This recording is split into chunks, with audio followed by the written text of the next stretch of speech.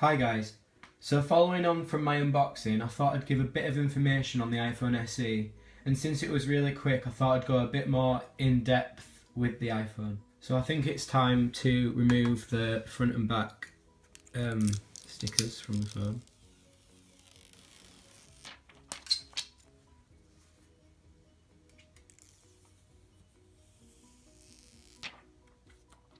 I'm going to talk about what's new, what's old, what came from the 6S, what stays from the 5S, and hopefully give you a bit of clarity on what the phone's all about, what it does, yeah, all of that. So I have an iPhone 6S Plus, and the first thing I noticed when I started using the phone was that the Touch ID is noticeably slower. So it is the first generation sensor, which was in the 5S and 6. So on the 6S, when you touch the home button, it literally unlocks straight away. But with this one, you've got to keep your finger on the button a bit longer. So you've got to keep it there, and it is quite a noticeable difference to me. So this iPhone will target the people that still have the 5S or any 4-inch iPhone, and they didn't want to upgrade to the iPhone 6 because the 6 is too big for them, or they just don't want the 6 and they like this design better. And I must say, using it is a very nice design, and I think, in my opinion, it does look nicer than the 6, the design of the 6. But for me, my hands are massive. I mean, you can probably see I can wrap it up like that in my hands and you can't even really notice phones there. My hands are too big for this phone, but I do enjoy using it still. So the SE does share the same processor as the 6S, so it's got the A9 chip with 2 gigs of RAM, and it is noticeably really snappy with everything you do. Like when you load anything, it's just really quick, things come up straight away. Yeah, but one thing that I do with every iPhone that I have is you can see when you click on something, this motion. For me, it's a bit too much, so I reduce the motion on the phone by going to settings, general, accessibility, and then you go down to reduce motion. If you turn that on, then your actions, they seem quicker. I don't know if they actually are, but when you press the home button, you don't get that animation, so it seems more just snappy, really. So the SE does have the 12 megapixel sensor camera, the same one as on the 6S, and I must say the results are very good. So if we were gonna take a picture now, it does have live photos as well, so that's turned on.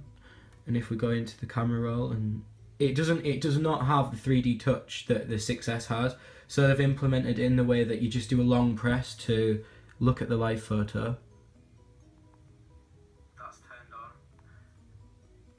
So that's how that one works. The difference on the camera, the FaceTime front camera, it does only have 1.2 megapixels, which was the same as on the 5S. So that's a bit of a disappointment that they have kept the old FaceTime camera, but at least that back one is the newest 12 megapixel sensor.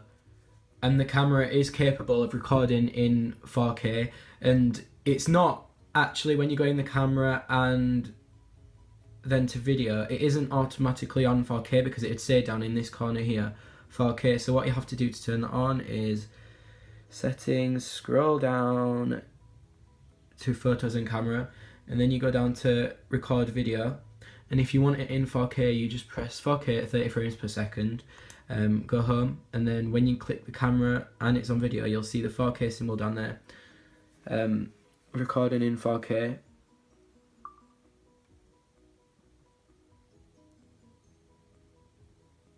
And that should come out really nice with any display that does have the resolution of 4K. So the battery life, I haven't used this enough, admittedly, to tell you what it's like, but I can say that it's been stripped down, and, well, not by me, but the 5S was 1,560 milliamp hours of battery, which it wasn't the best, it wasn't the worst, it was just alright. It lasted a day if you didn't use it over the top, but it still works alright. And this SE has been found to have 1,624 milliamp hours, so it does have a bigger battery. So I'm guessing with the A9 chip and the efficiency from that, it should the battery should be a lot better on this than the 5S was. Another difference from the 5S to the SE is that this one does have an NFC chip, so it does support Apple Pay on it. So you can, wherever you go, I've not got this set up at the moment, but when your phone's locked, you can just double tap the home screen and you can just pay for things by just tapping it on the card reader, and it will pay for anything. I think in the UK right now it's up to £30. It was 20, but it went up to 30. A couple of other noticeable differences from the 5S to this SE is physically not a lot, but there are ways of telling. I mean, I don't think you can really see, but the edges on this phone, they used to be a lot more shiny. It's because they were chamfered, they were buffed up before the phone was sold, but this time around they're just matte, so they don't look as shiny or as blingy really on the corners of the phone, if you can see my grubby hands.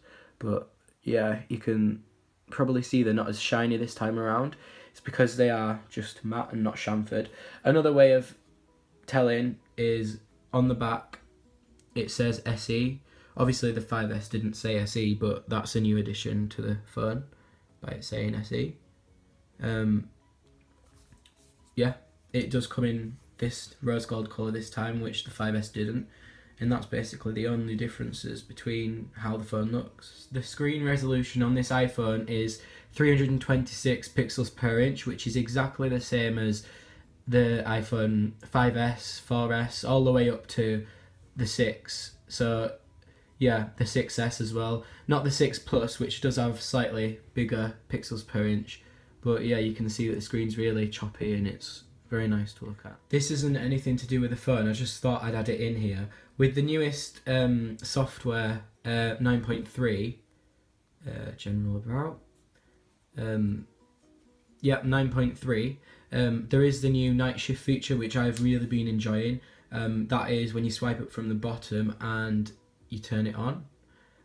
You can see the screen went a lot warmer, which when it does it automatically if you turn it on, but at night you can really tell a difference. I don't know, but I think for me it's literally helped me sleep because I'm always glued to my phone and the screen is very blue, so when you turn that off you can definitely tell the difference between the warm and the blue, and the warmness actually helps your eyes to relax, and it does, well, for me, I think it helps me sleep.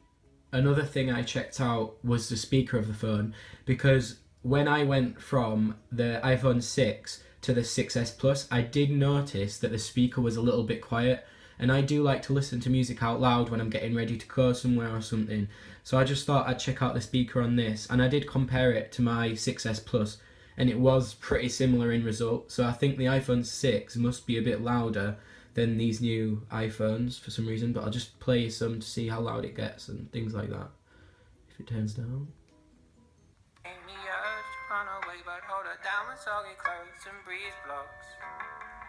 Shitters in your fever, scream me again. Never kisses, or do you ever send a full stop?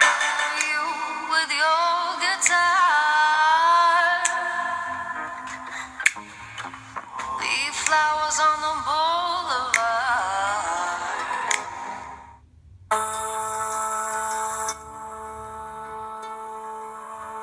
Miss Millie.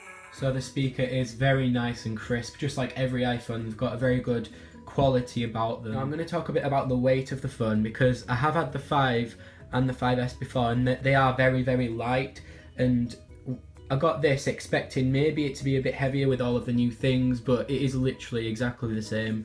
I think it does have series 6000 aluminium, not the 7000 like the 6S, so yeah, it is very light. It's just exactly the same as the 5 and 5S, and yeah, it's a good weight, but sometimes you don't, if it's in your pocket, you do not feel like you have it there, which is a bit worrying. I do like something a bit heavier, but it's not a massive problem really.